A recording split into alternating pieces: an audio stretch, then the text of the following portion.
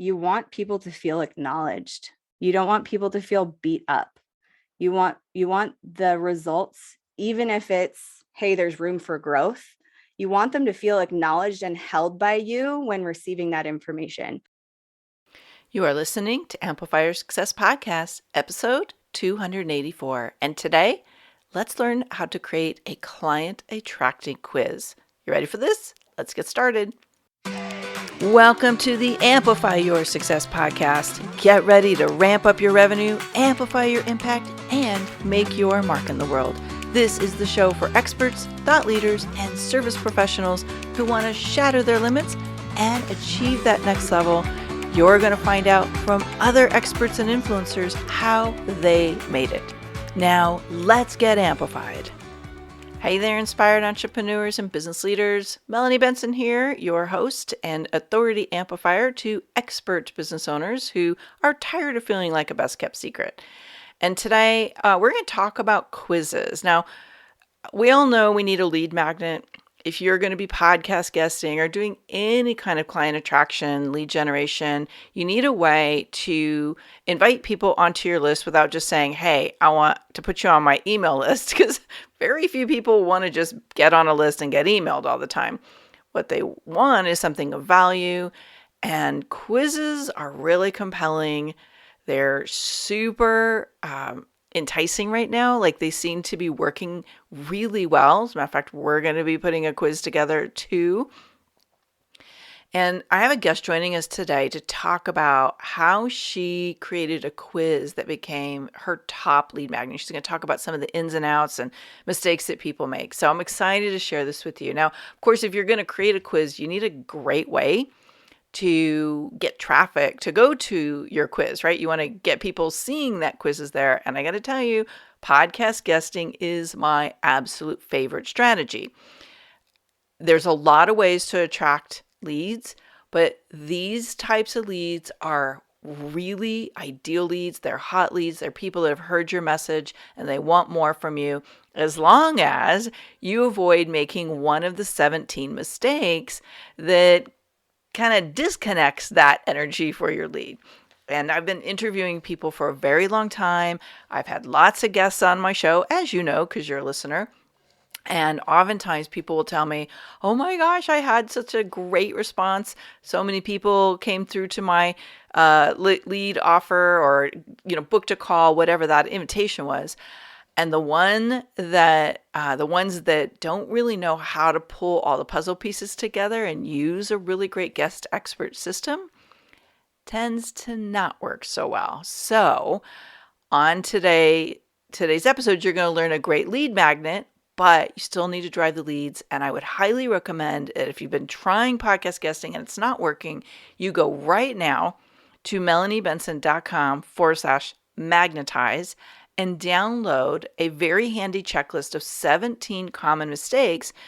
Really easy to fix, but if you don't know what they are, you're going to be doing things that erode the power of you being a guest on other people's shows. So melaniebenson.com/magnetize, get my 17 mistakes that guest experts make that cost them the lead or the client, and study that, give yourself a little self-assessment, and then decide where you're going to focus to improve. And if you need a little help with that, check out my guest expert system. Now, let's get into today's episode. Welcome back, amplifiers. I'm excited for today's very special spotlight on quizzes for lead generation. It's one of the strategies that's really outperforming pretty much everything else. And I've got an expert joining me today to share how she's using them. Let me introduce you to Molly Mandelberg. She is the founder of Wild Hearts Rise Up, creator of Magnetic Influencer Collective, and also the writer and illustrator of the Wild Hearts Rise Up Oracle Deck. She is the host of both Tactical Magic Podcast and Reveal the Game of Life podcast. And she's a best-selling author. After spending years mastering content creation and online marketing with coaches, healers, and conscious leaders, Molly finds her bliss in bridging the worlds of heart-centered healing and transformation with the practical business strategies of leveraging a message into a global movement. She's a certified NLP coach, that stands for Neuro Linguistic Programming, and an Access Consciousness bars facilitator, transformational leadership coach, and a full-time nomad. I love the nomad part, Molly. What does that look like in your life, being a Yeah, nomad? you can't tell right now as I'm on video visiting my mom at the moment, but I travel in a Mercedes Sprinter van 3500 that I converted into a tiny home, and I've been doing that van life digital nomad thing for about 4 years now. Wow. See, that is so opposite of me.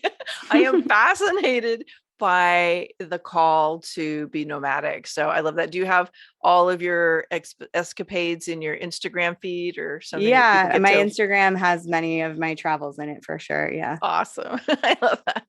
I'm always like clicking and scrolling through people and their nomadic journeys going, oh, that seems like so cool.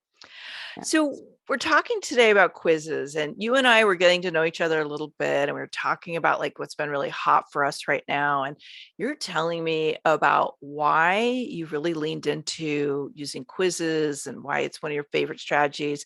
Why do you think having a quiz is the best option for a lead generation tool? Yeah. So, I mean, there are so many options for lead generation out there. There's all kinds of people teaching you how to create free gifts, from ebooks to video training series to the PDF or the checklist or the blueprint or the framework. And all of those are great. But if I mean, I'm sure everyone listening to this, whether you have lead magnets yourself or whether you've just opted into dozens of them, like we all do, it often gets downloaded and then rarely opened, or if it does get opened, it doesn't get fully digested. And so your opportunity to make the way through teaching someone something and then getting to whatever that next step is, whether it's a consult or a mini course or a program of some kind, if they don't make it till the end, if they don't learn the thing you've got them through, then you've lost that chance to make the next step. So there's just less conversion to what we want, which is getting people in the door as clients or as customers or whatever it is that we're selling or inviting them to, is a better way to Mhm. say that. And quizzes, there's less dropping of that ball because they're engaging with it before they even ever get to the opt-in phase. So we're asking them questions about themselves. They're learning something about themselves in the process. On the back end, we're actually getting so much data about who our audience is, what they're interested in, what their challenges are, what their pain points are, what their big desires are. So they're having this gamified exploration experience that's kind of fun and like a game. And on our end, we're actually getting like so much data and information about exactly who we're talking to and exactly what they want. And on the end of that, the beauty of quizzes, especially if you use a software that works this way, is depending on how someone finishes that quiz, what their result is, what their archetype or their personality type or their pain point that you've specified becomes, you get to interact with them based on that information on the back end. So instead of having come back, get this free gift, and they give you their name and email, and you send the same email sequence to everybody who wants the free gift, you now get to cater your messaging specifically to that person. You get to speak to exactly what they're looking for and invite them to something that's really related to them and tell them why it's related to them based on their quiz results. So the ability to cater the messaging and really meet someone where they are is like leagues, like leaps and bounds beyond any other opt-in opportunity that you might have. So it's fun. There's a lot of information and you get to cater that messaging directly to that person. I love that so much. I have found that quizzes and anytime people can kind of self-identify is a very powerful way to build that intrigue and that desire for whatever's coming next. So Yeah. quizzes are a great way to do that. And I think a lot of people, maybe they feel a little overwhelmed or it's daunting to think about creating a quiz. Like, I guess, what are your experiences, setting up and using a quiz for your business? Yeah. So I've set up multiple quizzes for my own business, and I've also helped clients through a course I have about how to create quizzes, and also through actually done for you services where I help a client by creating all the aspects of the quiz for them, and they get to edit it and make calls on it and stuff like that. But I've made a lot of quizzes in my day, and there are a lot of moving pieces to it. The main thing to consider with any offering that you're creating, whether it's a free gift or whether it's a program or a course or a package, is there's going to be a testing phase. There's going to be a try it and then pivot aspect to it. So I just want to encourage people, if you decide to set a quiz up for your business or a free gift or anything, if it doesn't get the traction or the momentum or the engagement that you want it to, don't throw it out. Don't give up on it. Keep going back to it and working on it and seeing how you can make it better. It's possible that just changing the name of the quiz would bring more people into the same quiz than you had before. So the main thing I would say is be willing to be in that testing and that exploration phase. Be willing to ask your friends to try it out and give you feedback before you maybe launch it to the world. But the really successful quizzes out there, I think, go through that editing process, that testing and retrying phase to get good. And I'll say the first quiz I had that really got huge momentum for my list, that when I run ads to it, it gets between 70 and 100 new leads per week. And it did that for years on end.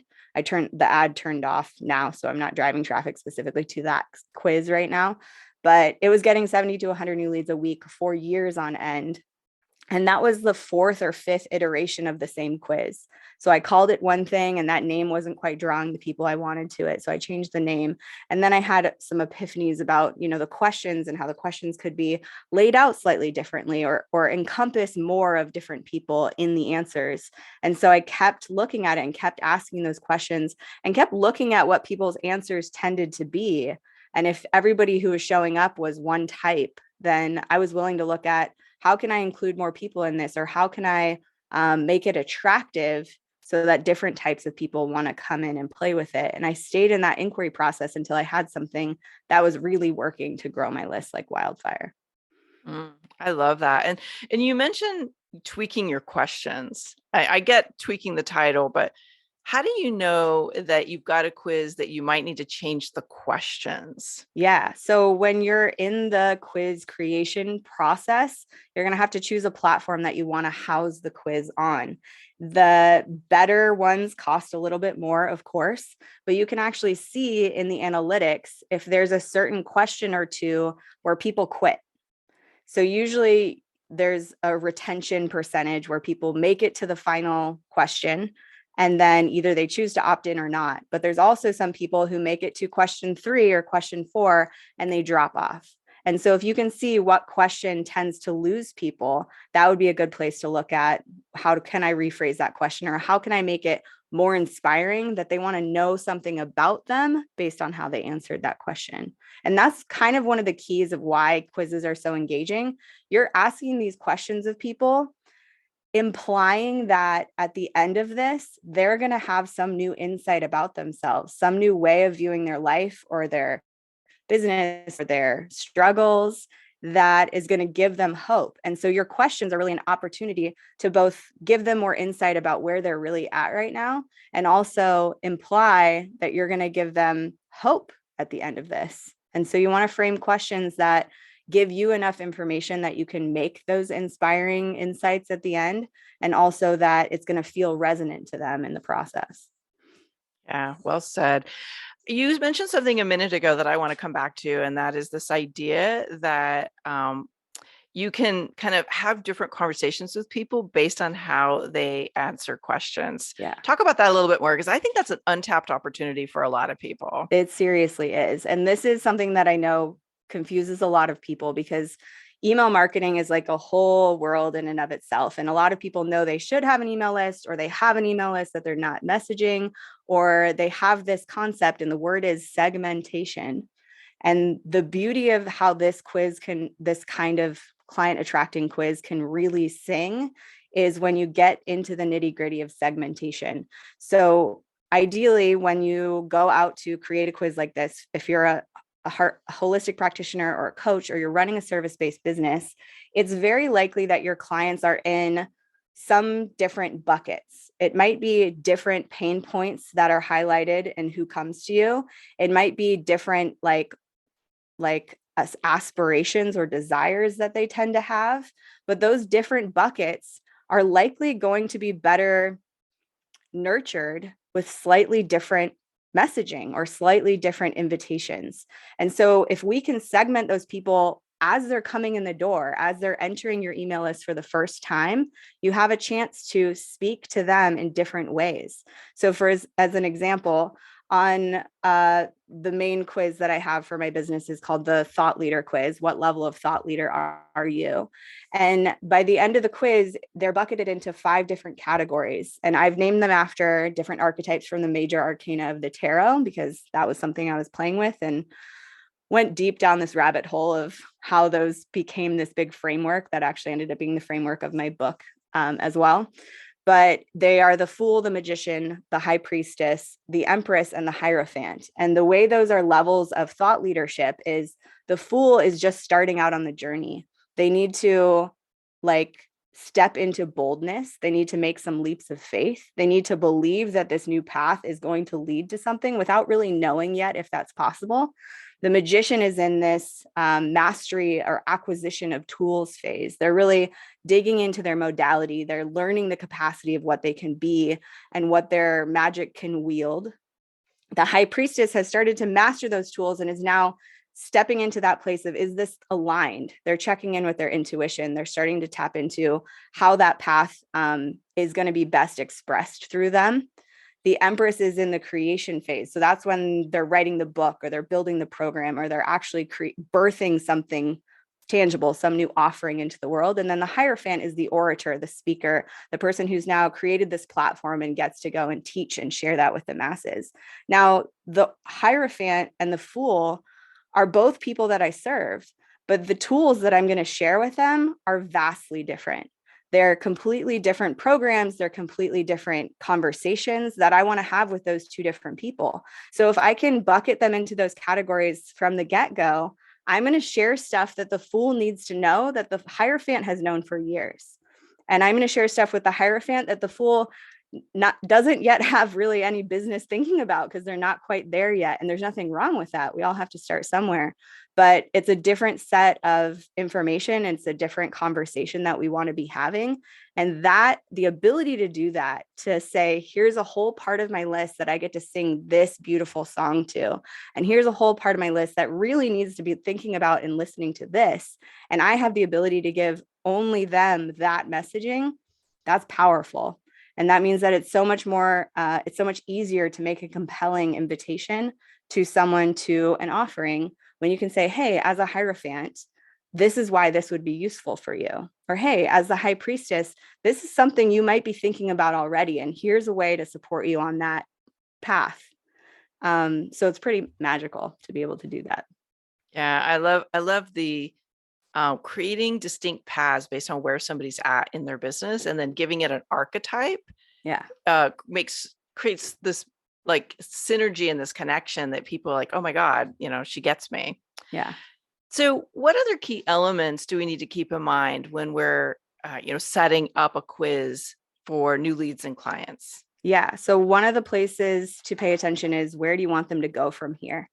And it could be that the different buckets get invited to different offerings, or it could be that you make a different case for each of those for why getting on the phone with you for a consult is the best next step. So what is the next step? What's the ideal outcome that somebody takes the quiz, learns this beautiful thing about themselves, gets onto your email list, and then what next? Have that in mind. Start thinking about where you want to lead them. It could be a low-cost mini course that you create that is so perfect for the magician that they should so go and get. Or it could all be the same offering, but the way you're describing it to different people is going to be different. So that's one thing, is to think about the next step.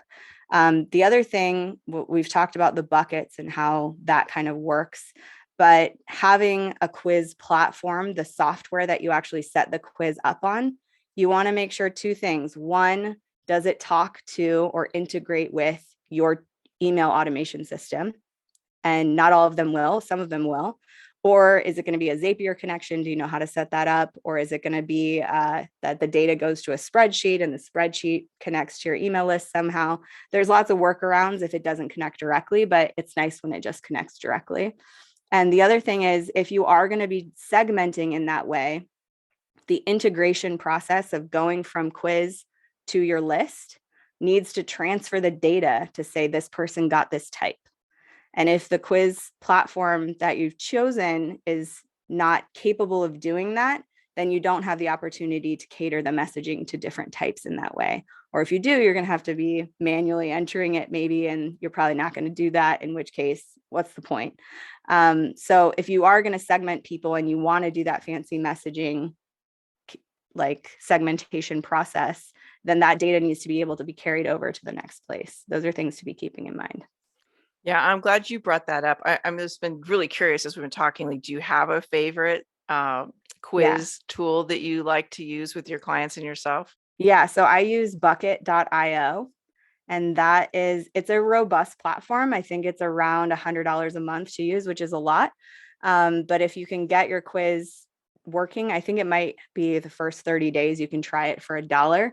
If you could get your quiz up and working and it brings in one client for, I don't know, $1,000, that's almost a year of using that platform. So you got to think about, is this actually going to generate new customers, new clients? And if it is, then it's totally worth that upfront investment. And if it's not, then you want to tweak it and work with it as quickly as you can to get it to that place. Or you can start with a cheaper option. So people who who have a website on WordPress, Thrive Themes has a quiz plugin. That's also great. That can also integrate to most email lists. For those people who don't want to invest in Bucket and who don't have a WordPress website, you'll have to find another option. I tend to not suggest softwares that I don't personally use or haven't personally used and made sure they work well. But I know some people end up using SurveyMonkey, which won't let you do that segmentation step. There's one called QZZR, Quizzer, without any vowels. And I know that one will do the things correctly, but I think it's comparable in price to Bucket. So there's a lot of options out there. And I'm sure, I haven't taught my quiz mastery course in about a year. So it's very possible that there's like 5 new softwares I haven't looked up recently. Yeah, I remember we've used one in the past. I'll have to look it up and see if it's still the thing. And we'll put these resources in the show notes. So if you're listening in going, oh, I need a pen, what was that? We will link them all up for you, I promise. Yeah. I'm so excited about what's possible with quizzes, but I just want to check in. Is there anything in particular someone might do that would mess up the power of their quiz? The main thing to keep in mind is you want people to feel acknowledged. You don't want people to feel beat up. You want the results, even if it's, hey, there's room for growth. You want them to feel acknowledged and held by you when receiving that information. So I know one of my quiz types is the fool. And if somebody gets to the end of the quiz and I call them a fool, that can feel like kind of a slap in the face. So I had to do a lot of extra copywriting for that type to be like, hey, this is an opportunity. This is a beautiful place to find yourself, and acknowledge the heck out of them so that that doesn't land in a sour way. And probably if I were going to start from scratch, maybe I shouldn't use the fool, but it was such a perfect archetype for that phase of business that I used it anyway. But you want to keep in mind, what's the feeling that they're going to be left with? We want to give them hope. We want to inspire them. We want to give them enough beautiful information that they not only see their lives differently, see themselves in a new light, but they also see you as the source of that inspiration and that acknowledgement. So it's really a beautiful first opportunity to build a connection. And you want to make sure that however you're holding them in that space at the end, it feels that way. It feels the way you want people to be left with. So I know there's a lot to the quiz thing. You teach this as a course. What would be a way for someone to learn more about like setting up a quiz for themselves? I'm sure you've got a great resource. Yeah. So I actually have a free 5-day challenge that I have run live a few times, but you can take it anytime you want now. And through the 5 days, you'll start picking apart what those buckets are for you, what your quiz questions might be. And I'll give a bunch of my best insights for how to do that as effectively as possible on the first time around. And again, I created this stuff after having tested and tried out many iterations of my own quizzes and helping other clients create their quizzes for their businesses. And that free 5-day challenge you can find at melaniebenson.com/client quiz. And that link will probably be in the show notes as well. And you can do it in your own time. So don't feel like you need to wait. It's something, I mean, in 10 or 15 minutes each day, you could start pulling apart what this might be for you and playing with the idea. And that 5-day challenge, you could probably take it and run with it. But if you want to get step-by-step walked through the whole process with me, that quiz mastery course comes at the end of it. I love that. I mean, this is going to be super helpful because you do want to put some thought and some like really think about the steps in your quiz, but you've made it very simple, I think. So this is very helpful. So melaniebenson.com/client quiz. We've set up a direct link for you. So it's super easy to remember. Molly, this is the time where I like to get to know you a little bit more as a person, because I know every entrepreneur has a journey and a story, and it's not always peaches and cream and $100 million months like we all hope it's going to be. What would you say was one of the big learnings that you had along your path to success? I mean, one of the biggest things is definitely that it's okay to get support. I think I have this like fierce independence to me. And especially the information age that we live in now, there's this sort of sense of, I'll do it myself. I'll learn it myself. I'll watch all the YouTube videos. I'll just opt into every free gift out there, which I have many times. And I'll figure it out. And the figuring it out is something we can all do. And the magic for me really came when I leaned into mentorship, when I leaned into support, when I showed up to conferences and workshops and seminars and webinars and actually invested in myself, invested in my business by getting coaches and mentors who could shorten that learning curve for me. Because it's one thing to watch a video and hold yourself accountable to follow through on something. And it's a whole nother thing to have somebody there holding your hand, pointing out your blind spots and guiding you to follow through with that thing a lot faster. So accountability and support, in my opinion, are the two biggest like turning point moments you can have for yourself. Getting the accountability to follow through on something that you've been hemming and hawing about, and I want to do it, but I'm not there yet, or I'm too busy to add that to my life right now. Create an accountability system for you to follow through with that. That's how every project I've ever created has come about. And get support where you feel stuck or where you feel like you don't quite know enough, or where you're not sure how the pieces go together or what words to say, or where you might be missing a link. Get somebody who has done it before you to help you walk that path. And for me, that has made a world of difference. That's where all of my big like quantum leaps moment came after getting support. I love that. I always say the path to learning how to do something yourself is the most expensive way to get to the outcome. Because people think, oh my God, that's going to cost so much to get to invest in this or get a mentor or join a program. Actually, trying to figure out on your own is the most expensive path, disguised as the cheap path. Right. So I'm because it so costs glad you all that time where you're not making that money. Yeah. And you make mistakes that you got to go back and fix. And we could tell stories, I'm sure. Yeah. And what would you say is the boldest decision or the boldest action you've ever taken to create what you have now? The boldest action I've ever taken. I mean, a couple things come to mind. The first time I invested in a big program for my business, it was like it started as a $7,000 yes, and it turned into a $20,000 yes. But I came from like a starving artist youth where I was very much a hippie vagabond, and that kind of money was insanity to me. Those choices to join those programs were really big catalyzing shifts. And I immediately started making more money after them because suddenly the demand had changed in me for the kind of money that I could receive or the kind of money I was willing to play with in this reality.